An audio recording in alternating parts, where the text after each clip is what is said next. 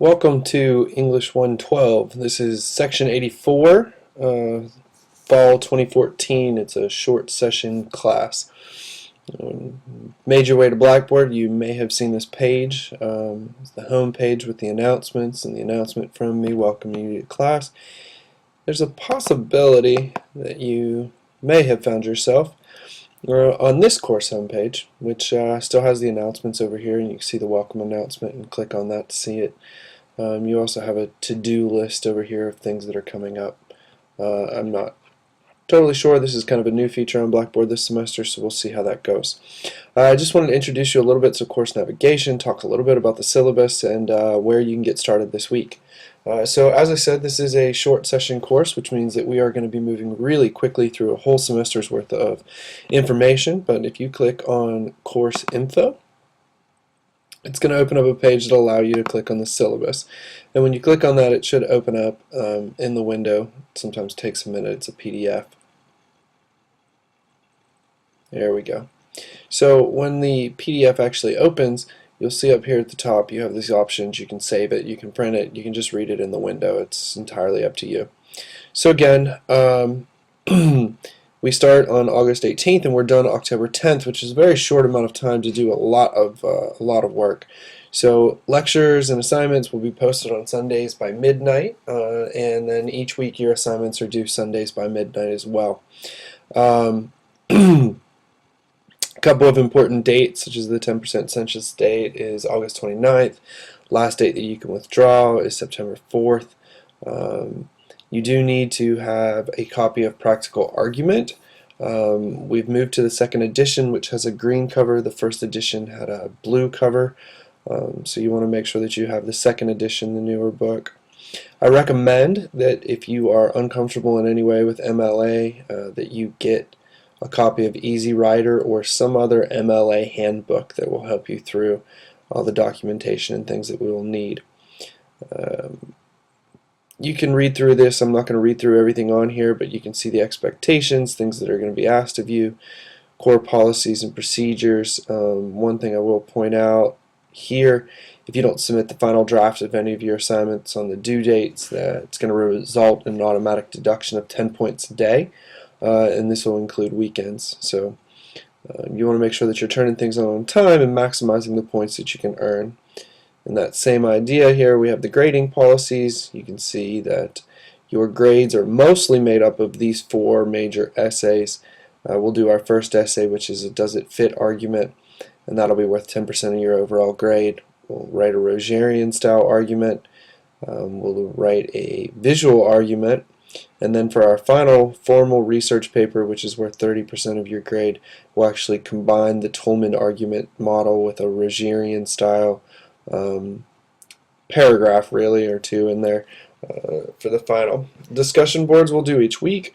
They're worth 20% of your overall grade, and activities would include things like reading checks, occasionally ask you to do something to practice a skill that we're going to be using the next week in class or that week in class. So discussion boards are also really important because I use them for attendance.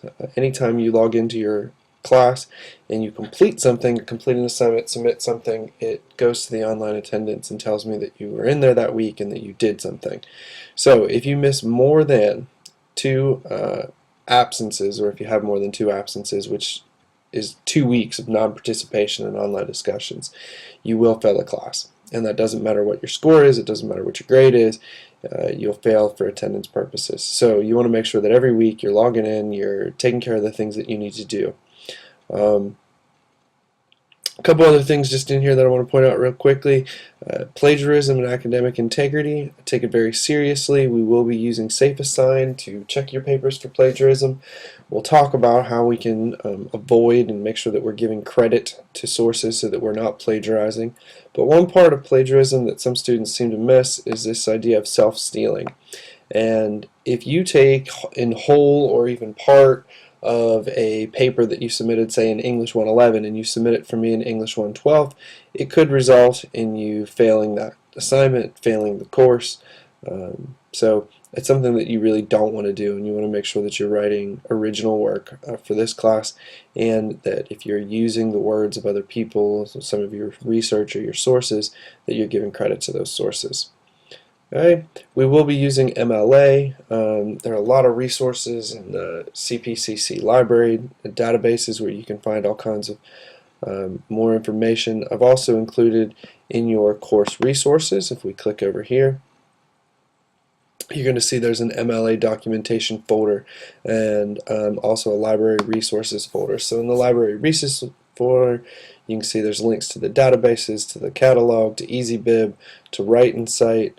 If we go back to the MLA, this first week I'm actually asking you to review all of this information in here, put in a tutorial on basic paper formatting, as well as a PowerPoint on MLA documentation and another one on evaluating sources. I've also put a link to Purdue OWL, which is Purdue's online writing lab, and that gives you a lot of information on MLA, and you could even get away with using that and not a handbook. So under the tab over here on the side, you'll see where it says coursework. If you click on coursework, the first thing you're going to see is this EVA explanation. The EVA is the enrollment verification assignment. It's the first thing you have to do in this class. If you don't complete it, it's the same as not showing up in a face-to-face class. So even if you've done a discussion, you've done some other assignment, if you've not completed the EVA by the deadline, you can fail the course. Actually, it's like you've never attended. You'll be withdrawn from the course. So each week what's going to happen is I'll open up a folder, and that folder is going to have all of your assignments. So first thing, go ahead and complete this. It's basically just a quick quiz on what you read in my syllabus, or our syllabus. And then when you go into each week, you'll find instructions for the week. So if we clicked on the instructions for August 18th to the 24th, in here it's going to tell you exactly what to do, and you'll see that it's listing for you that you need to read the syllabus, complete the CPCC EVA, watch the library video, review that, complete the brainstorming discussion forum. So when we go back out here, you'll see that these buttons have a little place to mark review. So once you've watched it or looked at whatever it is, you can click mark review. Here's your brainstorming. I'm asking you to look at these two ideas. Does it fit either birthplace or decade? And you'll write your post at least 200 words in length, and you'll have to respond to at least 2 of your peers this week. I'm also asking you to complete a MLA and sources activity. First, you're going to want to go into the MLA documentation folder. You watch this video, go over this PowerPoint and evaluating sources PowerPoint, and I would explore Purdue OWL as well. Once you've done that, you can mark all of those as reviewed as well. And then the last thing that I'm asking you to do this week is this MLA and sources activity. Basically, find a source, go to the databases at CPCC's library. You can, again, over here where it says course resources, library resources, I've linked all those databases, and find something that's going to work for your paper. Now you're going to set up a page with the appropriate headings and header, like the first page in an MLA paper, which is the video up here, talks about, or the video in the MLA documentation page talks about how to format all of that. And then you're going to evaluate the source. So you're going to tell me everything you can tell me about the source, create an appropriate in-text example for your source type, create a corresponding works cited page, and be sure that all 3 parts are appropriately labeled. You don't actually have to write a paragraph or anything like that like you would for your paper. What you're really writing is your explanation of the source. So you're evaluating the source in written format, but you're going to set the whole page up and the works cited page up just like the video, and I'll go ahead and click over here, just like this video in the MLA tutorial shows you how to do, and it's also explained in the MLA documentation. Okay, so again, my name is Dan Miller, and if you need me, you click on the instructor tab. You'll find that my email is here. I am an adjunct. I only teach online right now, so face-to-face meetings are really difficult to accomplish, but I respond to email as quickly as possible. So if you need me, please feel free to email me. And if you have any questions, comments, or concerns, go ahead and contact me. I'm looking forward to a great semester. It's going to be very quick, and we'll be done here in October. So I hope you're ready to work, and I'm looking forward to reading and learning more about you in the introduction discussion forum. So let me know who you are. Thanks.